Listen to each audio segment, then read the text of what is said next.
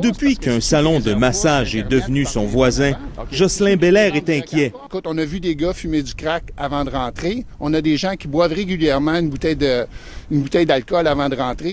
Lui et des voisins ont cogné aux portes des autorités municipales, mais rien n'a changé. Il ne comprend pas comment un tel établissement peut avoir un permis de la ville dans un quartier résidentiel. Il y a 3 écoles. Je pense pas que c'est la meilleure place pour mettre un bordel. Selon nos informations, les policiers sont bien au fait de ce qui se passe ici. Mais pour le maire de l'arrondissement, intervenir n'est pas aussi simple que ça. Par exemple, un restaurant avec serveuse sexy. C'est facile faire la démonstration qu'il y a bien une activité non conforme. On rentre dans le restaurant et on voit une serveuse qui est dénudée. On a une preuve physique de l'activité. Dans le cas d'un salon de massage et donc d'activité de prostitution, pour en faire la démonstration, il faut constater l'activité. On ne peut pas envoyer un inspecteur faire le travail de la police. Dans Rosemont-la-Petite-Patrie, il y a 44 salons de massage. Les policiers soupçonnent qu'il y a de la prostitution dans 13 d'entre eux. Le propriétaire du salon Jasmine nous a invités à l'intérieur.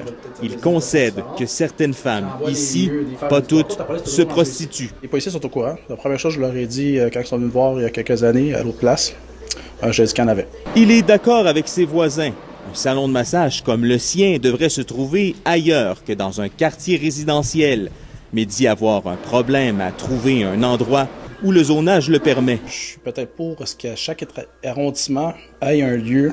Dans leur arrondissement, on peut le faire. L'administration Coderre avait promis de sévir contre les salons de massage. Elle avoue que le dossier est complexe. On pensait qu'au début, c'était de la traite des femmes partout dans les salons de massage érotique.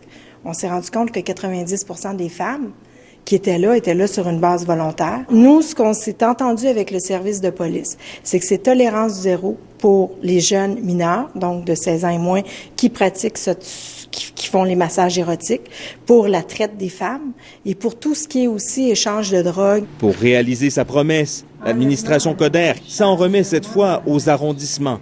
Elle leur demande d'envoyer des inspecteurs et, au besoin, de retirer des permis. Ici François Cormier, Radio-Canada, Montréal.